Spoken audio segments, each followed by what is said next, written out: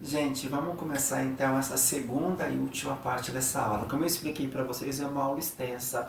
Se vocês perceberem bem, é um recorte pequeno de tempo, 1000 anos. Mas é um tempo em que várias transformações fundamentais aconteceram. Então é importante a gente ter um domínio legal sobre esse assunto. Eu passei um pente fino no último vídeo que eu passei para vocês, que é a primeira parte da aula. E eu acho que eu expliquei bem os aspectos gerais da Idade Média. Entretanto, um ato falho, eu esqueci de mencionar algo que eu comentei na aula presencial e acabou passando desapercebido, eu acabei não explicando para vocês. Tem a ver com uma relação social. Uma relação social que se dava não entre todos os estamentos, entre todos os três grupos, mas dentro de um grupo específico, que é a nobreza, entre os senhores feudais, entre os nobres. Havia uma relação, meus queridos, chamada relação de sucerania e vassalagem. Eu acho que é uma palavra que vocês termos que vocês já conhecem, né? Já devem ter ouvido, mas me cabe aqui explicar com mais precisão. O que foi a relação de sucerania e vassalagem? Tem muito a ver, gente, com aquela prática que deu origem ao feudalismo, que é o comitatus germânico, que é aquela questão de você ter fidelidade através da honra com aquele que te doa uma terra. Então, o que acontecia? Essa relação, repito, ela se dava apenas entre nobres.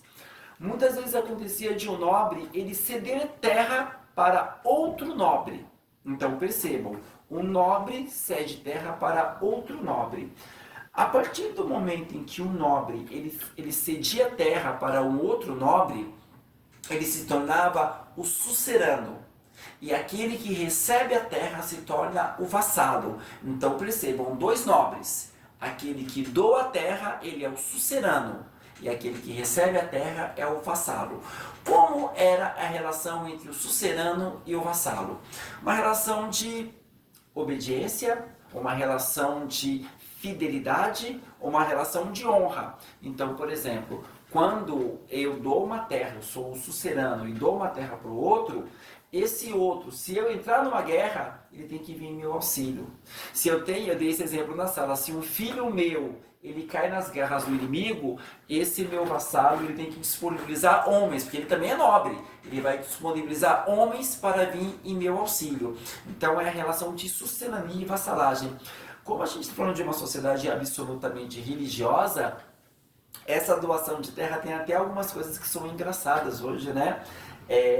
Nessa cerimônia para você fazer a doação da terra para outro nobre, havia todo um aspecto religioso. E como é que se fazia essa doação? Tem vários modelos que eu acho que são bem engraçados. Aquele que você se ajoelha na frente do seu sucerano, o vassalo se ajoelha, o sucerano coloca uma espada aqui nele e fala: agora você me deve, estou te doando uma terra e você me deve aí obediência e tal. E aquilo era jurado. Percebam que tinha um aspecto religioso. Tinha aquele papo, é verdade, de você cortar a mão, assim, vinha aquele negócio de sangue, e o outro também fazer, e você, agora nós estamos ligados pelo sangue. Tinha também o esquema, gente, de você dar aquela cuspida na mão e cumprimentar o outro. Isso também oficializava a doação. Uma outra coisa muito curiosa, assim, às vezes você tinha, a cerimônia acabava com o sucerano e o vassalo, dois homens, trocando um beijo na boca. Então isso selava o quê? O compromisso, né? Então eu falei isso por quê? Porque em alguns Enems, em alguns vestibulares, essa relação de sucessão e vassalagem ela é abordada. Então acho que a gente tem que ter esse domínio e eu acabei esquecendo de falar na última aula. Vamos continuar. Meus amigos, a Idade Média foi um período de 1000 anos. Só que entendam o que eu vou explicar para vocês. Para quem estuda a Idade Média, existe uma subdivisão. Para que essa subdivisão? A mesma lógica da linha do tempo, para nós entendermos melhor o período histórico. A Idade Média é dividida em duas fases. A primeira fase, meus amigos, são os primeiros anos, os primeiros séculos, né? Vai do ano de 476, quando começou a Idade Média, até mais ou menos o ano de 1100. Repito, 476, aquele papo da cidade de Roma cair, até o ano de 1100. Esse período é chamado de Alta Idade Média. O que marca esses primeiros séculos que a gente chama de Alta Idade Média? A desagregação do Império Romano, a formação do feudalismo. Então, quando realmente aquilo tudo que eu expliquei tomou forma. Então, a formação do feudalismo e seu apogeu. Então, esses primeiros séculos é a Alta Idade Média. A segunda parte é que a gente vai começar a estudar agora. É a chamada Baixa Idade Média. Vai do ano de 1100 até o ano de 1453, que é o final da Idade Média. E essa fase é marcada, gente, por várias mudanças. Então, o que me cabe agora é tentar explicar para vocês essas mudanças que são importantíssimas para entender o mundo contemporâneo, depois das grandes navegações, depois da relação de colonização. Se você não entender essas mudanças, fica um hiato que você acaba não entendendo todos os processos que estão por vir. Inclusive, a gente vai falar agora da burguesia e da formação do capitalismo. Então, vamos que vamos. Meus amigos, alguns historiadores vão dizer o seguinte, que essas mudanças que vão acontecer a partir da Baixa Idade Média, ou seja, a partir do ano de 1100, estão muito ligadas a uma ação da igreja. Dizem alguns que a igreja acabou dando um tiro no pé. Por quê? Entendam que a Igreja Católica era a religião predominante ali naquela parte ocidental da Europa, onde o feudalismo realmente ele mandava muito. A igreja tinha um poder absoluto. Só que eu expliquei para vocês que na Península Arábica, por volta do ano de 600, então percebam que para a Europa já é a Idade Média, já é ali a Alta Idade Média. Na Península Arábica surgiu uma nova religião, uma religião monoteísta, ou seja, uma religião que acredita num único Deus. Só que não a religião cristã. E isso aqui é o objeto que vocês poderiam anotar e pesquisar depois. É a religião islâmica. Maomé. Maomé foi aquele homem que depois dos 40 anos de idade, ele sonhou com o anjo Gabriel. Já estou falando da aula, eu estou viajando, mas vamos lá. Ele sonhou com o anjo Gabriel, aquele mesmo anjo Gabriel que para o cristianismo apareceu para Maria às 6 da tarde anunciando a gravidez do próprio Jesus Cristo, e esse Maomé teria recebido essa visão que vem em forma de anjo, o anjo Gabriel. E esse anjo Gabriel disse que ele seria o profeta de uma nova religião, e o Deus ali era Alá, e ele vai criar ali a religião islâmica. Vocês sabem que o Maomé ele viveu algum tempo, depois ele morreu, e os seus seguidores acabaram expandindo essa religião. E essa religião tem várias obrigações. E uma dessas obrigações do islamismo, o livro sagrado do islamismo, tem dois nomes. Alguns chamam de Corão e outros chamam de Alcorão. Esse livro, na verdade, é um compilado, gente, dos ensinamentos do próprio Maomé. Ele foi escrito depois da morte do Maomé. Escreveu lá um livro e tal. E é um livro que é sagrado para o mundo muçulmano. A gente fala isso com muito respeito. Mas entre as normas que estão previstas no Alcorão tem a jihad. A jihad é uma palavra meio complicada, gente, que ela leva a algum tipo de radicalismo hoje em dia. A jihad é um princípio que diz o seguinte do islamismo: todo muçulmano ele tem a obrigação de defender a sua fé. Todo muçulmano tem a obrigação de defender o islamismo enquanto meio correto de vida. Vocês sabem que algumas denominações islâmicas, as mais radicais, entendem a jihad com um passo à frente. Eles vão entender a jihad como a obrigação que um muçulmano tem de defender e combater os infiéis. E aí é o X da questão. Por quê? O islamismo, então, portanto, é uma religião expansionista. Por quê? Eu sou da religião muçulmana. Eu estou cercado de povos que não são muçulmanos. Qual que é a minha obrigação enquanto muçulmano? Espalhar e defender a minha fé. Então, depois que o Maomé ele morre, gente, o islamismo ele se espalha. Eu vou viajar, não tem jeito. Vocês sabem que a cultura islâmica, gente, é uma cultura riquíssima. Não confundam, não caiam no preconceito de acreditar que todo muçulmano é um terrorista. E isso, meus amigos, é um discurso de viés eurocêntrico, de viés preconceituoso. Vocês sabem que na Idade Média, enquanto a Europa estava fechadinha em si, no seu feudalismo, o mundo islâmico ele florescia. A arte, a literatura, a ciência, era uma coisa que era a flor do mundo naquele período. Então a cultura islâmica era uma coisa extremamente poderosa. E assim, do ponto de vista militar, os caras se expandiram. Eles dominaram toda a Península Arábica se difundiram pela África. Até hoje na África você tem países que são majoritariamente muçulmanos, né? E inclusive eles dominaram boa parte da Europa, inclusive lugares onde depois formaram-se países como Espanha e Portugal eram países islamizados, eram regiões, não tinha país, eram regiões islamizadas, os muçulmanos dominaram aquela região. Então a expansão árabe foi muito grande. E aí o que aconteceu? A Igreja Católica, a partir do ano de 1100, ela era poderosa. Era um tempo que aquelas invasões, entre aspas, bárbaras, tinham refluído, você tinha uma diminuição das guerras, então a igreja estava senhora de si. Mas havia aquela ameaça chegando, se espalhando.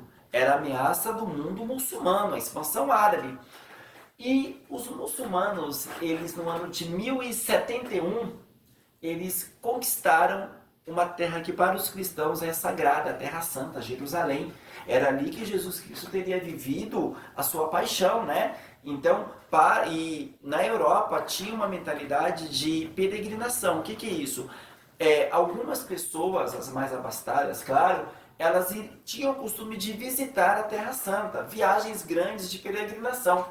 E quando os muçulmanos eles tomaram Jerusalém, eles bloquearam essa peregrinação. E aí o que aconteceu nesse período? O Papa na época era um fulano chamado Urbano II. E Urbano II, ele nesse período, ele chamou um concílio. O que é um concílio? É uma reunião da cúpula da Igreja Católica. E nessa reunião, esse concílio foi feito numa cidade francesa chamada Clermont. Por isso que o nome do concílio é Concílio de Clermont. Esse concílio ele foi chamado no ano de 1095. Olha só, a Jerusalém foi tomada em 1071 e o concílio de Clermont foi em 1095. Percebam que alguns anos, portanto, depois, num curto espaço de tempo. Esse concílio de Clermont, ele convocou o mundo cristão. Percebam que ainda não existe a ideia de países. Ele chamou o mundo cristão a retomar a Terra Santa. O que ele está propondo aqui? Expedições militares. Então é claro que quando ele chama no Concílio de Clermont a necessidade de resgatar a Terra Santa, ele está convocando o mundo cristão para quê? Para a guerra. A guerra contra quem? O mundo islâmico. Então qual que era a ideia? Vamos até a Terra Santa e vamos pegar o que é nosso, que é a terra que é sagrada, né? E aí, meus amigos, vai nascer um dos fenômenos, um dos acontecimentos mais interessantes e mais determinantes em termos de influência no mundo medieval, são as cruzadas. O que eram as cruzadas? Eram essas expedições que tinham o objetivo de resgatar a Terra Santa. Entendam o seguinte, por que o nome cruzadas? Porque era muito comum que foram 9, aconteceram, já vamos dar o spoiler, foram 9 cruzadas. Alguns falam de 12, mas oficialmente 9 cruzadas. Inclusive uma de crianças. Eu não vou viajar agora porque não dá. Mas o que acontece? O que foram as cruzadas? Foram essas expedições militares com o objetivo de retomar a Terra Santa. Meus amigos, eu vou dar o spoiler geral porque é mais importante as consequências do que o fato em si. Foram 9 cruzadas. Eles até conseguiram em determinado momento resgatar a Terra Santa, mas depois perderam a Terra Santa. Então, do ponto de vista militar, as cruzadas não foram um bom negócio. Foi derrotada, na verdade. Resgataram, mas depois perderam. O nome cruzadas tem a ver porque todo integrante ele usava na roupa costurado uma cruz vermelha. Então, cruzada é cristianismo. Por isso o nome cruzadas. Acho que não tem mistério em relação a isso. Elas foram um fracasso militar. Entretanto, meus amigos, as cruzadas elas abriram uma porta que não seria mais trancada depois. Antes de falar sobre essa porta, é preciso que eu diga, não foram apenas os nobres guerreiros cristãos que participaram das cruzadas. Na verdade, meus amigos, todo o tipo de gente participou das cruzadas. Do mais pobre ao mais rico. Cada um com um motivo totalmente diferente. Percebam o seguinte, por que, por exemplo, a igreja queria as cruzadas? Ela queria manter o seu poder e até ampliar o seu poder. É uma guerra religiosa para a igreja católica diante de uma ameaça de uma outra religião que estava crescendo. Aliás, o islamismo hoje, gente, é a religião que mais cresce no mundo. Hoje, 2024. Mas a igreja ali, ela queria consolidar o seu poder diante de uma nova ameaça. Então, um motivo religioso. As pessoas mais pobres, gente, elas queriam participar das cruzadas por um motivo. Queriam fugir da miséria. Vocês sabem que o Papa, quando convocou as pessoas, prometeu-se, olha, se a gente conquistar terras, vocês vão ter acesso à terra, tal. Mano, isso é para um pobre. Era o que ele mais queria. Se eu sou um servo e alguém me oferece a possibilidade de ter um pedacinho de terra meu, sem que eu seja servo, submisso ao senhor feudal, eu vou aceitar. Então muitos pobres pegaram em armas para defender a Terra Santa. Coitado, morreu no monte, né? Porque não tinha armamento, não tinha treinamento nenhum. Então foram para morrer. Os nobres queriam o quê? Também queriam terras. Um nobre queria ampliar o seu poderio em termos de terra, né? Então muitos nobres participaram, né? Então percebemos que cada pessoa que participou das cruzadas, ela tinha o quê? Um interesse diferente.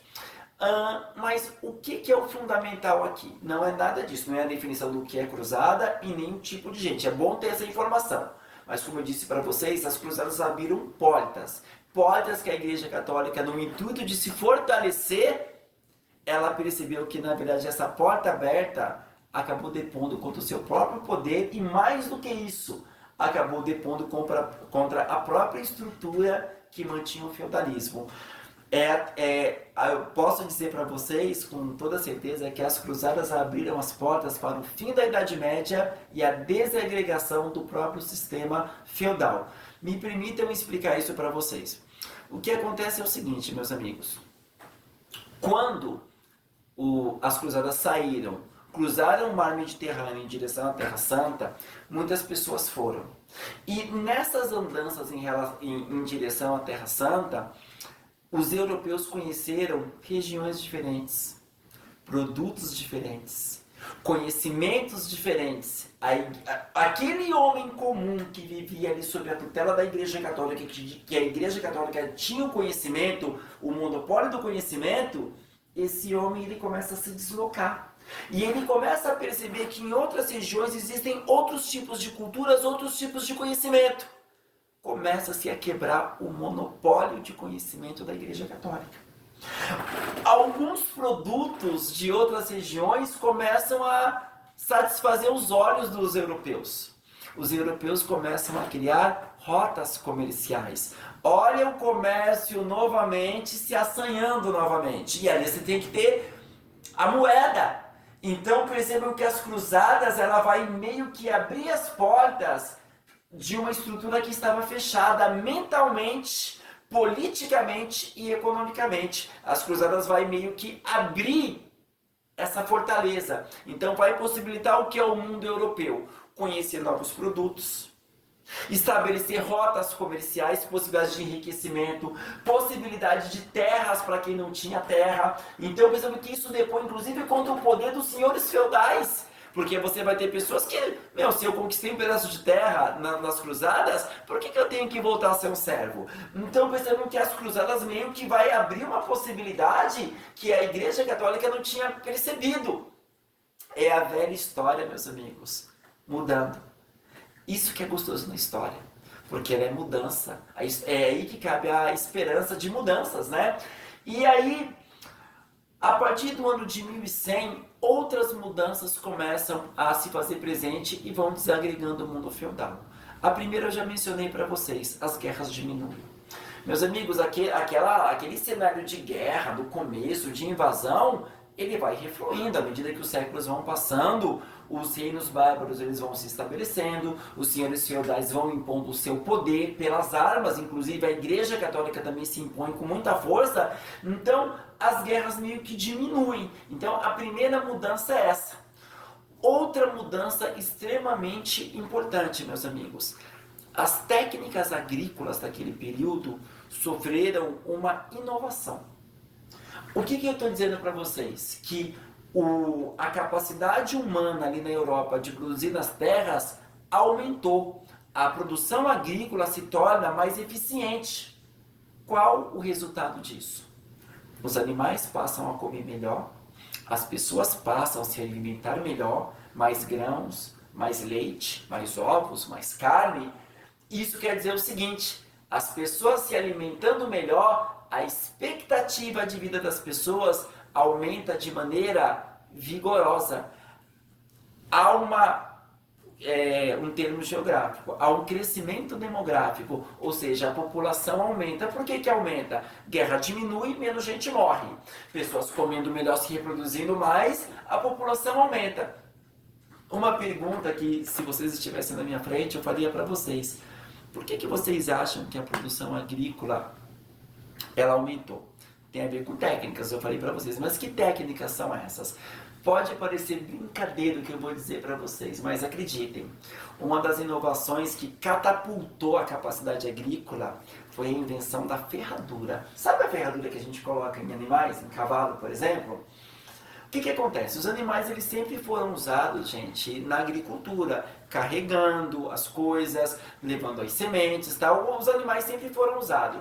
Só que se você usasse, por exemplo, um animal 8 horas por dia, você aleijava o bicho. Por quê? Entra no casco graveto, entra pedra. Então, se você colocasse esse animal para trabalhar muito tempo ali, você ia ferrar a pata do bicho. O que inventou? Inventaram essa sapatilha que você calçava o animal. Com isso, o animal ele pode trabalhar muito mais horas. E aí você pode explorar melhor essa mão de obra e aumentar a produção. Uma outra coisa inventada também, gente, foi o aprimoramento do arado. Vocês sabem que, tradicionalmente, o ser humano ele plantava de maneira muito rudimentar. Aquela coisa de você cavar com um buraquinho, colocar semente, tampar, tal. É um método que funcionava, só que ele era muito lento. E aí inventaram aquele negócio que você atrela o dorso do animal, atrelado a um tipo de garfo, que ele vai um peitoral e ele vai puxando aquele garfo. O nome daquele é o arado. E aquilo revolucionou o tempo e a eficiência das plantações.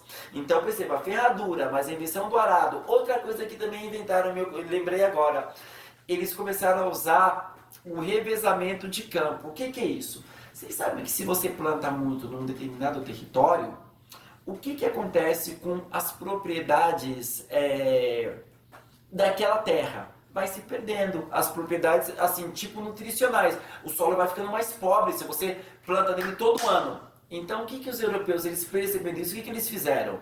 Você pega o campo, você divide em 3 pedaços. Então, esse ano eu planto em 2 pedaços. Um fica descansando. O ano que vem eu mudo, eu planto esses 2 e esse fica descansando. O outro eu faço isso e esse fica descansando. Então eu faço um revezamento do campo para quê? Para dar um descanso para um pedaço de terra, para poder o quê?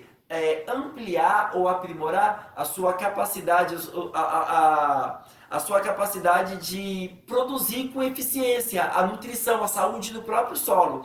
Então, o que você vai ter naquele período? Um aumento da produção agrícola e, consequentemente, um crescimento demográfico. E aí, meus amigos, uma coisa que vai determinar o futuro para sempre. Em alguns feudos, algumas famílias, elas conseguem pagar todas as obrigações, lembrem da corvéia, da talha, da banalidade, até do dízimo. Ela consegue se manter, se alimentar, pagar as obrigações e mesmo assim surge uma coisa extremamente importante, o excedente. O que é o excedente? Eu paguei tudo aquilo que eu devia, eu me alimentei e mesmo assim sobrou alguma coisa. O que eu vou fazer com esse alguma coisa? Eu vou começar a vender. A vender. Olha o comércio ressurgindo. E aí o que começa na Idade Média? Você tem o feudo, aquela estrutura mais fortificada. Algumas pessoas com autorização do senhor feudal saem do feudo e vão montar uma feira lá fora, e essa feira, claro, sob a proteção do senhor feudal. E aí o que acontece? Essa feira ela tem, claro, um caráter inicialmente provisório. Então pessoas de várias regiões, de vários outros feudos começam a vir para comercializar. É o momento que você não vende só o produto agrícola. Por exemplo, uma pessoa que tem um talento no artesanato, ela também começa a sair para vender suas coisinhas. Então, essas feiras se tornam verdadeiros centros comerciais, só que provisórios. Só que à medida que o tempo vai passando, essas feiras vão se tornando tão poderosas que elas deixam de ser provisórias, elas ficam permanentes. Naquele período, meus amigos, essas pequenas feiras que vão se tornar cidades, detalhe, eles vão começar a murar essas cidades também, porque havia o perigo de assalto, esse tipo de coisa. Então tinha que ser cidades meio ali que fortificadas, e cidades comerciais.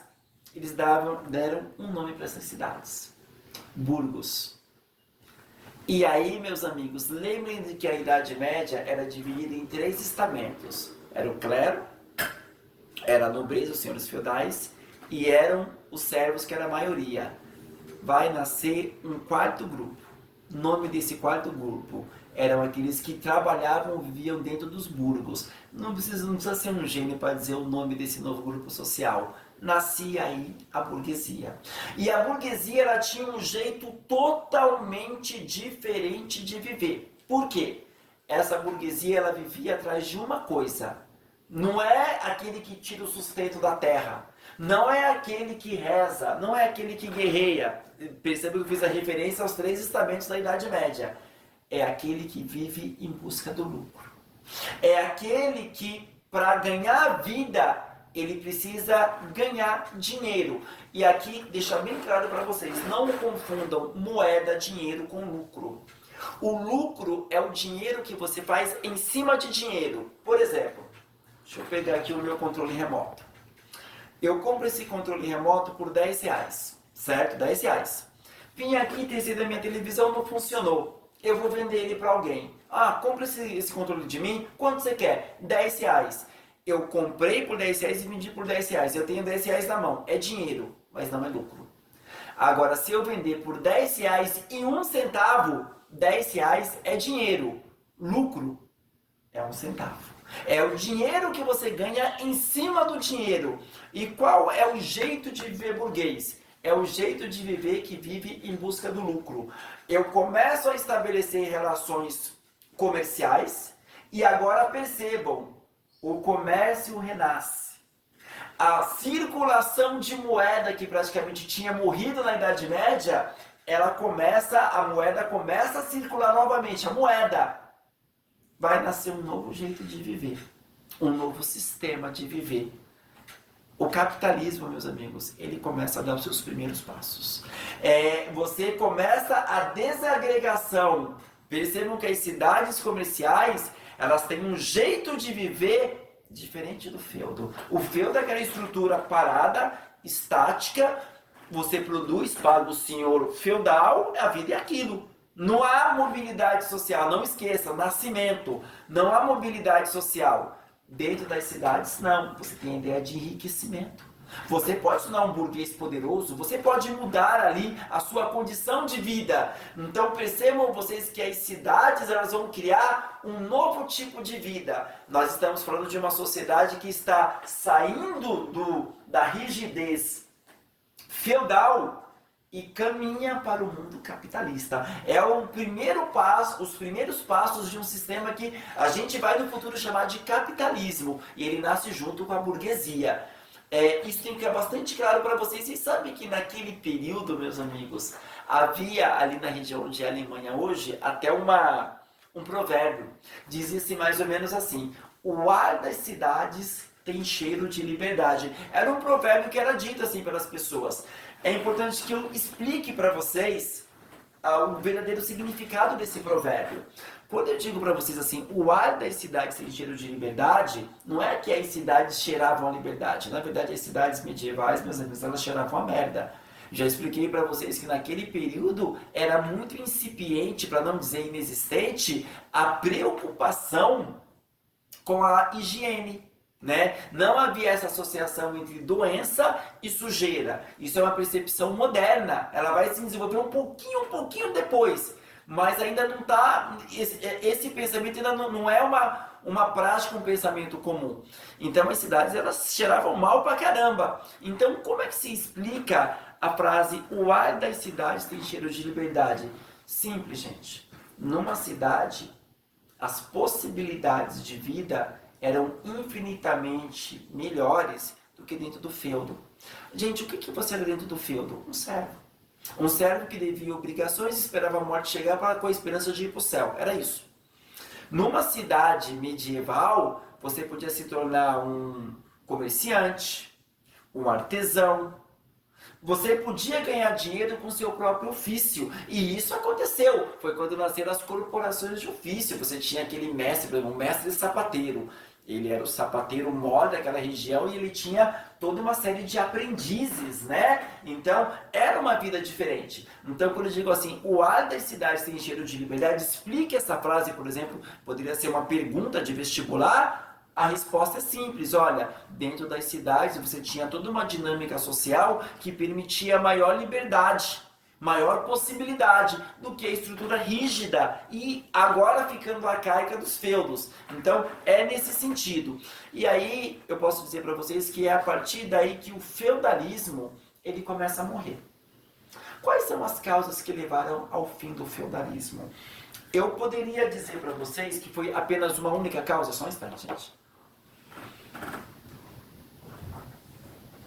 Eu poderia dizer para vocês que foi apenas uma única causa? Não. Na verdade, gente, assim como o término do Império Romano, o fim do feudalismo ele não se dá da noite para o dia. Na verdade, o fim do feudalismo ele é produto de um longo processo histórico, que aí, como ponto inicial, eu já expliquei para vocês, tem a ver com as cruzadas. Mas o feudalismo ele vai se desmontando aos poucos. Primeiro elemento que leva ao fim do feudalismo, a fome. É claro que os mais atentos poderiam dizer, professor, está errado. Por que está errado? O senhor falou que a produção agrícola melhorou. O senhor explicou para a gente que a produção de alimentos melhorou e isso acabou determinando inclusive o renascimento do comércio da moeda. O que acontece é o seguinte, no primeiro momento, gente, de fato, a produção agrícola aumentou. Só que o crescimento populacional, o crescimento demográfico, ele se mostrou brutalmente maior que isso. Você teve o aumento da produção, mas ao mesmo tempo você vai ter um grande crescimento demográfico. Então, é claro que isso vai trazer o elemento fome. Meus amigos, um povo, ele aguenta tudo. Ele aguenta a corrupção, ele aguenta a mentira, o roubo, mas a fome é uma coisa muito difícil. Se um sistema, não me interessa o sistema que for, se ele gera muita fome de maneira generalizada, a tendência é que as bases desse regime comecem a minar. Então, um dos elementos que levaram o feudalismo ao final foi a fome. Segunda coisa, gente, é o mundo em transição. Lembra que aquela galera voltando das cruzadas, as cidades comerciais. Então, segundo motivo que leva ao fim do feudalismo, as cidades comerciais e uma nova mentalidade. Meus amigos, por que eu vou ficar dentro de um feudo se dentro de uma cidade as possibilidades são infinitamente maiores? Por que eu vou continuar me submetendo a um sistema rígido, arcaico, que diz que eu vou morrer do jeito que eu tô, ou seja, na miséria, se eu posso tentar a vida numa outra região? Então percebam que essa nova mentalidade comercial, de moeda, essa nova mentalidade capitalista, ela vai ajudar a minar as bases do feudalismo. O feudalismo ele começa a ser visto como algo que é prejudicial. Então esse é o segundo motivo, as cidades e suas novas oportunidades. Terceiro motivo, é um motivo ruim, uma doença. Já falei sobre ela com vocês. Por volta de 1200 e pouco, segundo hoje os cientistas, essa doença ela veio da Ásia. Essa doença, na verdade, ela veio em navios. Ela veio, olha que papo estranho, né, gente? O professor de biologia pode ajudar muito nisso. Ela veio nas pulgas que estavam no pelo dos ratos. A lógica é essa. É a peste negra ou a peste bubônica. Por que peste bubônica? Porque quando você pegava essa doença, criava-se bulbos, bolhas. E essa doença era uma doença tão contagiosa, gente, que você pegava pelo hálito. 1/3 da Europa morreu pela peste negra. No primeiro momento, quando essa doença chegava, você tinha pessoas que saíam nas ruas, assim, nos lugares, com tipo um carrinho de mão, recolhendo os corpos que estavam pelo chão e enterravam. Com o tempo, essas pessoas também começaram a morrer. Então, como você tinha uma mentalidade toda religiosa, acreditou-se na época que aquele era um desígnio de Deus. Detalhe, uma viagemzinha, me permitam. O antissemitismo, o pensamento antijudeu. Para muitos cristãos, a culpa da peste negra foram dos judeus. E muitos judeus comunidades de judeus foram massacradas nesse período, né? Só um detalhezinho aqui, um parênteses para vocês saberem disso, tá?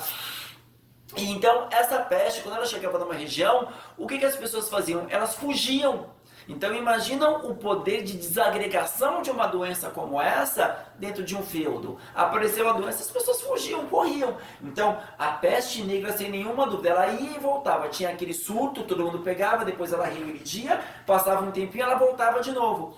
Então, a peste negra foi um dos elementos que levaram, sim, ao final do feudalismo. Então, você tem a fome, as cidades comerciais, a peste negra, mas um outro elemento que esse, sim, é lógico.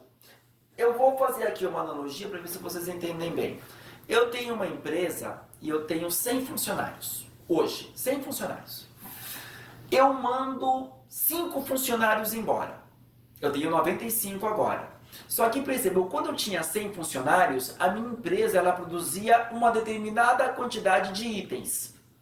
Só que agora eu tenho 95 funcionários. Teoricamente, eu não tenho o mesmo poder de mão de obra. Mas eu, enquanto empresário, vocês quem trabalha sabe do que eu estou falando. O empresário vai aceitar produzir menos? Ele vai querer que aqueles 95 produzam a quantidade dos 100. Essa é a segunda opção. Então, o que você percebe no mundo feudal, para vocês entenderem essa analogia? O número de servos estava diminuindo consideravelmente. Peste negra, pessoas indo para a cidade. Então, a quantidade de servos estava diminuindo. Só que isso nem de longe queria dizer que o senhor feudal aceitou, ou que eles fossem aceitar, uma menor produtividade. Qual que é o resultado disso?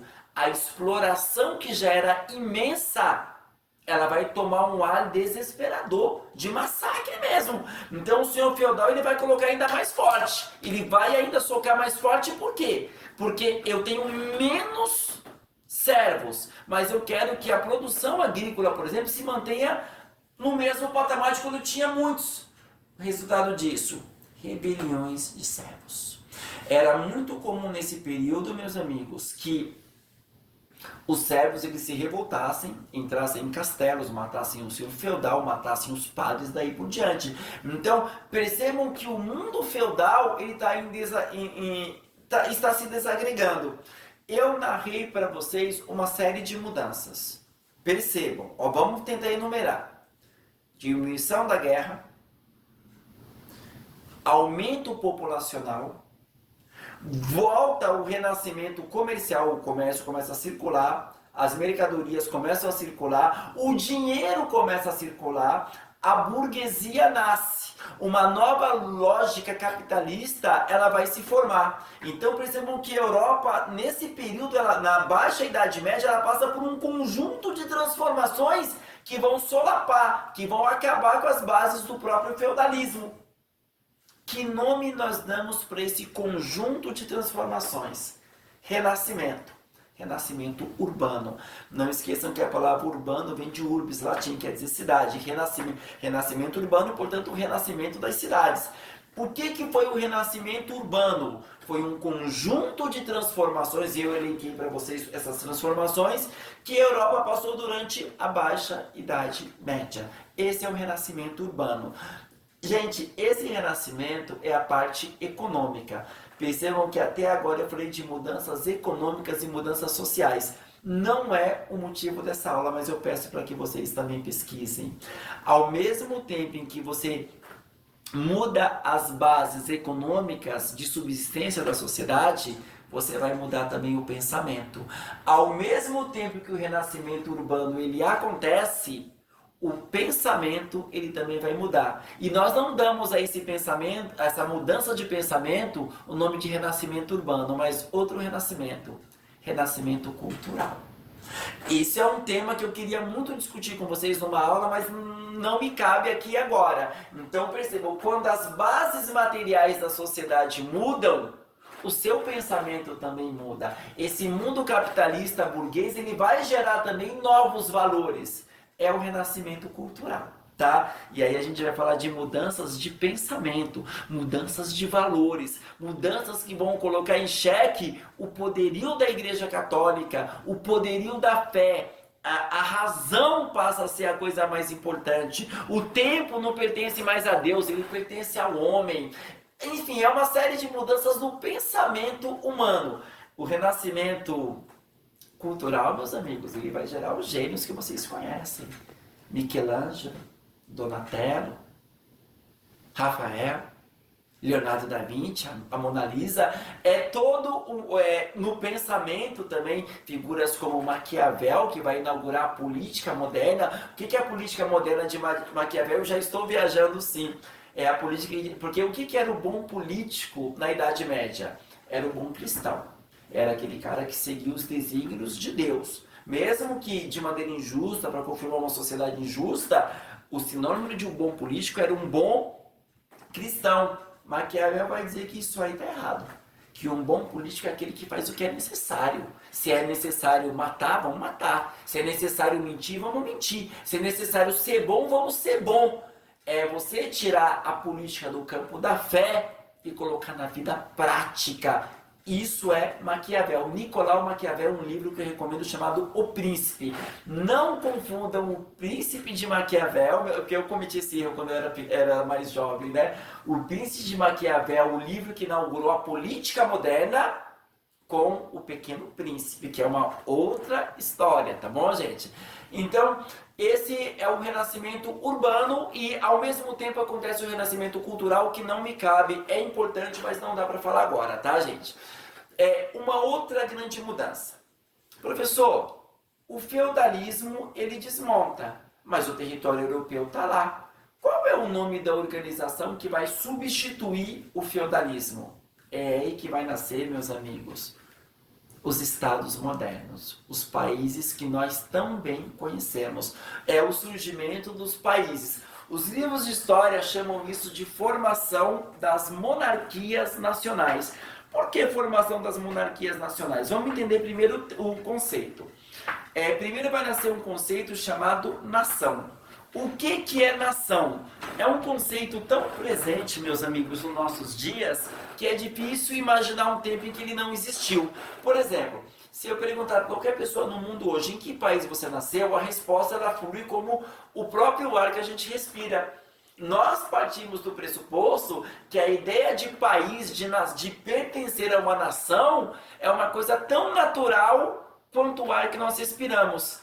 Ledo engano, meus amigos. Se você fosse na alta Idade Média e perguntasse para alguém em que país você nasceu, a pessoa ia olhar para tua cara tipo, mano, de que você está falando?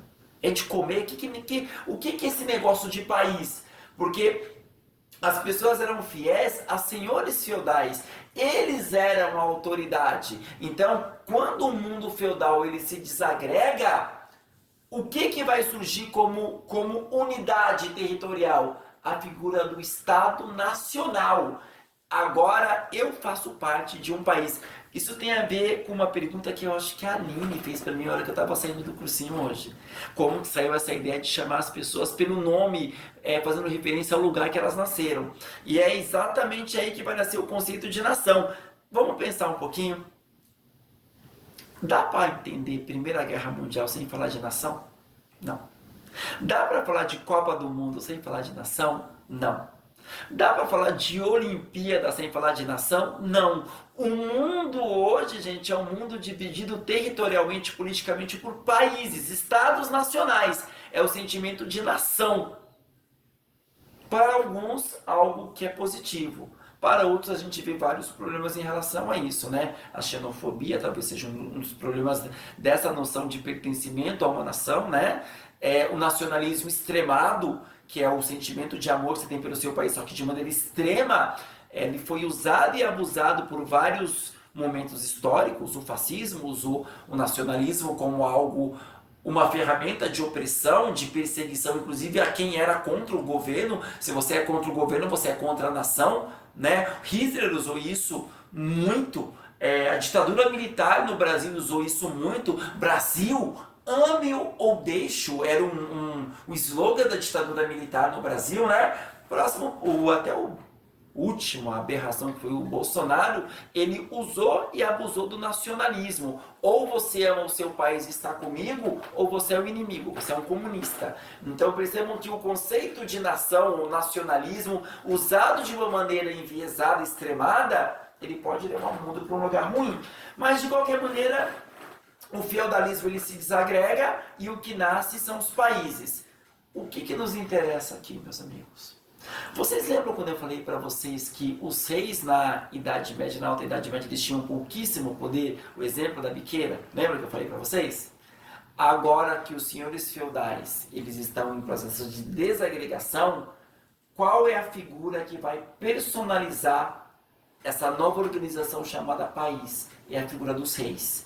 Os reis passam a deter um poder formidável, há um fortalecimento do poder dos reis. Claro que o nome desse sistema de governo, e isso é uma pergunta que pode ser feita para vocês, qual é o nome do sistema de governo adotado pelos primeiros países, os primeiros estados nacionais? A monarquia. O que é a monarquia? Um sistema de governo baseado na figura de um rei. Esse rei tem poder hereditário, porque o poder vai passando de pai para filho, e ele também tem poder vitalício, ou seja, é pela vida toda. Vocês podem perguntar, professor, mas quem é que escolheu os primeiros reis? Eles não foram escolhidos, meus amigos. Os reis, normalmente, eles eram os senhores feudais mais fortes de uma região. Eles foram agregando outros senhores feudais, até que chegou-se ao consenso que essa figura, ela merecia o status de rei. Então percebam que não há uma ruptura, por exemplo, no sentido de vir uma pessoa de um outro grupo social. Os senhores feudais, de maneira geral, eles perdem poder, mas o poder vai ficar na mão daquele senhor que os outros acabam se submetendo. São os primeiros reis. Repito, poder hereditário e poder vitalício. Gente, eu posso dizer para vocês sem nenhuma dúvida, existe hoje uma ideologia que diz que um governo ele existe para ver o lado de todo mundo. Então o governo ele existe para perseguir o quê? O bem geral da nação. Será que essa narrativa é uma narrativa absolutamente correta? Quando a gente confronta a formação dos países, ela não se sustenta. Sabe por quê, gente? A gente percebe que a formação das monarquias nacionais, na verdade, foi um acordo. Um acordo entre duas forças que elas não se amam, mas elas vão se tolerar naquele momento porque é conveniente naquele momento. Depois o pau vai fechar entre os dois. Mas quais são essas duas forças? Primeiro, os reis. Segundo, o grupo que surgiu dentro dos burgos, a burguesia. A burguesia, meus amigos, à medida que os séculos vão passando, 1300, 1400, 1500, 1600, 1700, essa burguesia ela vai se tornar o grupo economicamente mais poderoso da Europa. Mais poderoso. Muita grana, muita grana. Só que sem o poder político. O que acontece, meus amigos? A burguesia vai ganhar tanto dinheiro que é ela que vai financiar no futuro as grandes navegações. É a burguesia que vai equipar os navios, é a burguesia que precisa de novas... Eu já estou viajando de novo. É a burguesia que precisa de novas rotas comerciais, é a burguesia que vai pagar Cristóvão Colombo, Pedro Álvares Cabral. Então é a burguesia que vai financiar o quê? As grandes navegações. Só que quando a burguesia surge e o feudalismo está se desagregando, a burguesia tem algumas necessidades. Não esqueçam que nesse momento em que o feudalismo está se desagregando, é o momento em que ocorre certa instabilidade social. Por quê? Os senhores feudais perdendo poder, a autoridade se dissolvendo. Então você tinha assaltos nas estradas, você tinha guerras entre senhores feudais. Então era um mundo, não era aquele caos tão grande quanto no começo das invasões bárbaras, mas era uma situação de desagregação. Isso era bom para os negócios? Não. Se eu tenho uma feira ou um burgo, uma cidade comercial, eu preciso de segurança, eu preciso que as pessoas se sintam com segurança para vir comprar. Porque se eu tenho problemas de segurança, problemas operacionais, os negócios não vão bem. Então, o que a burguesia precisava? Ela precisava de alguém que tivesse autoridade suficiente para impor o quê? Segurança. Isso é um dos itens. Então, quando eu digo que houve uma troca entre reis e burguesia, porque a formação dos países é isso, gente. Uma troca de favores entre rei e burguesia. O rei ajuda a burguesia ajuda o rei. Uma aliança provisória. Professor, de que maneira a burguesia podia ajudar o rei? Grana. A burguesia vai pagar impostos para o rei. A burguesia vai financiar a corte do rei. Quando o rei declara guerra a outro país, quem vai custear a guerra é a burguesia. Então a burguesia entra com a grana. Mas e o rei? Em que o rei ele pode ajudar a burguesia? Olha que coisas interessantes que eu vou explicar para vocês. A primeira coisa, na Idade Média, cada senhor feudal tinha o seu próprio exército, a sua própria força armada, eram milícias. O que eram mercenários, na verdade? Mercenário é aquele pequeno exército que ele vai guerrear não em nome de uma causa ou em nome de um país que nem existia. Ele vai guerrear por quem paga. Então era isso que havia na Idade Média. Agora eu tenho a ideia de um Estado-nação. Então não cabe mais a ideia, gente, de uma segurança privada. Ele tem que criar uma força armada que representa o país. Vai nascer uma instituição que todo mundo aqui conhece. O Exército Nacional. É aquele exército que vai lutar não por tal pessoa ou por ciclano. Ele vai lutar pelo país. É a ideia do Estado e de um Estado que tem um exército que vai lutar por ele. Por exemplo, o exército brasileiro hoje em dia. Cada país tem seu exército o quê? Nacional. É um exército que ele não luta por quem vai pagar. Ele luta em nome de uma bandeira, de uma nação. O Exército Nacional. Então ele vai trazer o quê? Segurança para as estradas, para que a burguesia possa continuar vendendo com o mínimo de segurança. Agora eu tenho uma força nacional. Outra coisa importante, em cada feudo antes você tinha uma lei diferente, porque a lei era determinada pelo senhor feudal. Se eu cometo um crime num feudo, eu mato alguém e vou para outro feudo, eu sou criminoso naquele feudo que eu matei o cara. No outro feudo eu não sou criminoso, é uma outra lei. Isso é péssimo para os negócios, porque você estimula o que? A criminalidade.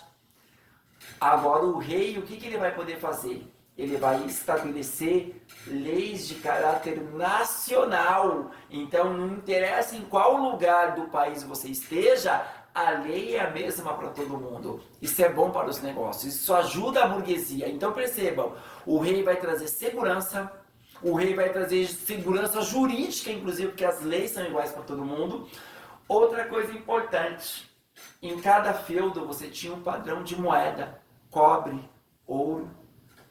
Como é que eu vou fazer comércio se em cada região eu tenho uma moeda diferente? É claro que eles criaram antes, gente, alguns subterfúgios para isso. Por exemplo, as casas de câmbio. O que eram as casas de câmbio? Eu chego com um pacote de moeda da minha região. Eu vou até a casa de câmbio de uma região e troco a minha moeda pelas moedas correntes naquela região. Então, claro que tem que ter uma paridade de valores, mas a casa de câmbio ela servia exatamente para isso. Os bancos eles serviam para isso, né? Vocês sabem que o banco, ele além de fazer essa transação de você converter a sua moeda para você se adaptar à moeda local, os bancos passaram a emprestar dinheiro, que era mal visto pela igreja. E como é que isso funcionava? Você chegava no lugar, você chegava com o seu dinheiro e eles colocavam o dinheiro em cima de bancos. Por isso que o banco se chama banco até hoje, porque era a prática de você pegar o valor monetário, as moedas e colocar em cima de um banco. Então, por isso que o nome de banco é banco, tá bom, gente? O fato é que você tinha moedas diferentes. Isso era um entrave para o comércio, atrapalhava a vida da burguesia, os negócios. O que o rei podia fazer? Criar uma moeda única para todo o território nacional. Então perceba que o rei vai trazer segurança, ele vai trazer a lei única, ele vai trazer a moeda nacional. Mais do que isso, o rei ele vai também instituir a língua nacional. A partir de agora, em todo o território nacional, a língua é essa. É essa que vai ser escritos os documentos oficiais. As escolas começam a ser formadas, tal, para educar os filhos da burguesia. Não esqueça que a maioria do povo ainda era analfabeta pra caramba. Mas as escolas precisavam ministrar o ensino na língua oficial, a língua nacional. Isso era bom para os negócios, né? Outra coisa importante que a burguesia também podia fazer, gente, que os reis podiam fazer pela burguesia, era a questão das obras públicas. O que é isso? Portos, estradas, toda uma infraestrutura para otimizar o quê? A circulação de pessoas e mercadorias. Então percebam, a burguesia vai ajudar o rei, mas o rei também vai ajudar a burguesia. Repito, essa aliança, meus amigos, foi uma aliança provisória, tá? Isso foi até o ano de 1700 e pouco. Até o momento que a burguesia estava tão forte que ele olhou para o rei e falou assim: mano, você tem muito poder e a gente não precisa mais tanto de você. É o momento em que a burguesia ela se volta contra o poder dos reis. Sabe o nome disso? Na França? Revolução Francesa. É quando a burguesia ela arranca a cabeça do rei e tira do rei o seu poder. Só que isso vai demorar ainda alguns séculos para acontecer. Percebam vocês, meus amigos, como a teia da história é complexa. Você só entende a Revolução Francesa se você entende a divergência entre rei e burguesia. E você só entende a divergência entre rei e burguesia se você entender que em algum momento eles já foram aliados. E você só vai entender que eles só foram aliados se você entender o que era o feudalismo na Idade Média. Então, um assunto ele está muito ligado ao outro. Meus amigos, o poder do rei vai demorar para ele perder a cabeça. Eles podem ficar tranquilos, tá? Só em 1789 que ele perde a cabeça. Mas o poder dos reis ele aumentou de tal maneira na Europa que as pessoas começaram a acreditar em determinado momento que o poder do rei europeu ele vinha direto de Deus. A igreja, meus amigos, nesse novo arranjo, percebam vocês como a igreja, ai meu Deus, eu tenho que falar isso, a igreja danadinha. O Império Romano acabou, a igreja se manteve de pé, até cresceu. O feudalismo acabou, a igreja não acabou não, gente. A igreja se mantém. E ela vai novamente penetrar as novas estruturas de poder. Por quê? O poder do rei vai aumentar de tal maneira que as pessoas começam a acreditar que o poder de um rei, ele vem de Deus. É por isso que naquele período as pessoas, quando o rei tinha muito poder, as pessoas se curvavam diante do rei. Não era porque o rei era baixinho, meus amigos. É porque as pessoas acreditavam que aquele ser humano, com aquela coroa que foi colocada pela Igreja Católica, simbolizando o poder de Deus, olha a igreja já encaixada no poder. Um rei só tinha o seu poder reconhecido se a igreja colocasse a coroa. Porque isso é um sinal de quê? O símbolo de que aquele poder veio do próprio Deus. Então, os reis passam a ter muito poder. E aí você vai ter um tipo de monarquia diferente que vai existir durante muito tempo na Europa. Monarquia absolutista, ou famoso antigo regime. O que foi a monarquia absolutista ou antigo regime, meus amigos? Foi um tipo de monarquia onde o rei tinha poder absoluto. O que é o poder absoluto? Durante o antigo regime, no absolutismo, um rei ele não obedecia às leis, porque ele era a lei. O que o rei falava, acreditava-se que era a vontade do próprio Deus. Havia um equilíbrio de força, gente, entre o rei e a igreja. Para o rei ser reconhecido enquanto rei, ele tinha que ter o aval da Igreja Católica, né? Pra vocês terem uma noção do que eu estou falando, acreditava-se na Europa que quando uma pessoa estava muito doente, se ela conseguisse furar a segurança e tocar nas vestes de um rei, na bata dele, na manga da roupa dele, você seria curado. Então havia essa áurea sobrenatural santificada sobre os reis. O nome desse sistema político, gente, é chamado de absolutismo. O rei tinha poder absoluto. Aqui eu faço referência àquele pensamento que eu fiz com vocês. O quanto é perigoso a ideia de que o poder político de uma pessoa é condicionado por forças sobrenaturais, porque ele se torna inquestionável. Quem é você na fila do pão para questionar um rei absolutista, tendo em vista que esse poder acredita-se que vem do próprio Deus? Então percebam que era um sistema que não dava muito espaço para a liberdade. Eu comecei a dar para vocês uns spoilers sobre o que vai acontecer no futuro, que é a Revolução Francesa. Esse poder absoluto do rei, gente, ele vai ajudar a burguesia até um determinado momento. Vai chegar uma hora que esse poder absoluto na mão de um rei, ele vai atrapalhar a burguesia. Aquele que era o aliado, ele passa a ser um obstáculo. O mundo vai caminhar para as revoluções liberais, essas revoluções iluministas, que talvez a maior de todas é a Revolução Francesa, tá bom? Mas isso é uma outra história. Ainda sobre o absolutismo, para a gente concluir a aula, agora eu estou acabando, o absolutismo ele tinha uma política econômica, uma maneira de lidar com a economia. Qual era o nome da política econômica? A maneira como os estados nacionais lidavam com a economia. Era uma maneira que a gente vai chamar de mercantilismo. O que é o mercantilismo? Era a política econômica do antigo regime. Gente, o mercantilismo ele tem duas ideias fundamentais. A primeira ideia, não, são três ideias fundamentais. A primeira ideia é o Estado, é o governo que controla a economia.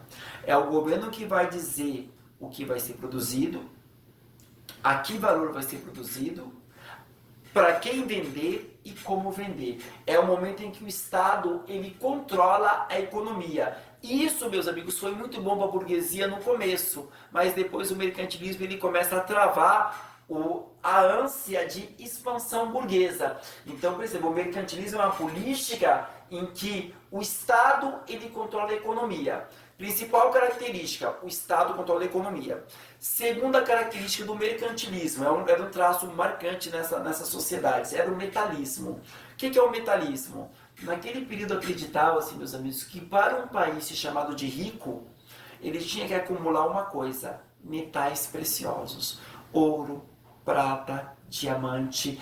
O metalismo ele faz parte do mercantilismo, ele é um elemento do mercantilismo.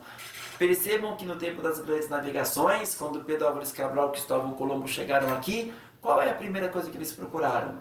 Ouro, metais preciosos, porque naquele momento ainda vigorava uma política mercantilista. Acreditava-se, era o metalismo, de que você acumular metais preciosos era isso que fazia o país ser rico ou o país ser pobre. Então, o mercantilismo, repito, uma política econômica, o Estado controlava a economia e havia uma preocupação muito grande de se acumular metais preciosos.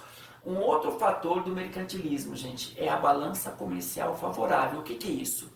Meus amigos, um país, ele faz duas coisas comercialmente falando. Ele vende para fora, ele exporta e ele importa. O que é a balança comercial favorável? Acreditava-se naquele período que tinha que ter um equilíbrio. Como assim um equilíbrio? Se eu produzo e vendo para fora, eu tenho lucro. Só que se eu também compro coisas de fora, eu tenho que pagar. Então, qual que é a ideia da balança comercial favorável? É que quando eu exporto, eu vou ter um lucro suficiente para mim pagar o que eu importo. Eu não posso só importar e me endividar e não ter lucro para poder pagar essa importação. Então tem que ter um equilíbrio entre aquilo que eu ganho exportando e as dívidas que eu faço importando. Um equilíbrio. Na verdade, gente, o mundo hoje, apesar de ser ultracapitalista, ainda hoje isso é uma preocupação dos países. A balança comercial favorável. Por exemplo, imaginem que o Brasil importe muita coisa, mas não exportasse nada. Nós ficaríamos endividados, não teríamos como pagar. Então, o que o Brasil tenta enquanto Estado Nacional? Eu vou importar, eu vou me endividar, mas ao mesmo tempo também vou exportar, para que eu tenha divisas, dinheiro, para equilibrar a minha balança e eu consiga ter uma vida econômica saudável. Então, o mercantilismo já tinha essa preocupação, faz parte do mercantilismo, mas essa preocupação da balança comercial favorável, ela sobreviveu inclusive ao próprio mercantilismo. Ela é um elemento importantíssimo, inclusive, do mundo capitalista. Eu cansei, gente, mas valeu a pena. Com isso eu acabei a aula que eu prometi para vocês. Agradeço muito a todos, foi um prazer estar com vocês hoje. Eu tenho certeza que essa aula, por melhor que eu tenha tentado fazer, ela não substitui a aula que eu queria ter dado para vocês hoje. Porque a aula que eu dou para vocês, gente, é uma coisa interativa. Você levanta a mão, você faz pergunta, eu faço outros exemplos ali e tal. É uma coisa mais interativa. Mas o assunto é tão grande que agora que eu acabei, eu percebo. Se eu tivesse que fazer hoje toda a aula que eu tinha que dar para vocês, eu teria que ter pego todas as aulas da tarde de hoje. Que é impossível, vocês sabem disso, né? Então, promessa feita, promessa cumprida. Muito obrigado, tá bom? Tchau, tchau, gente.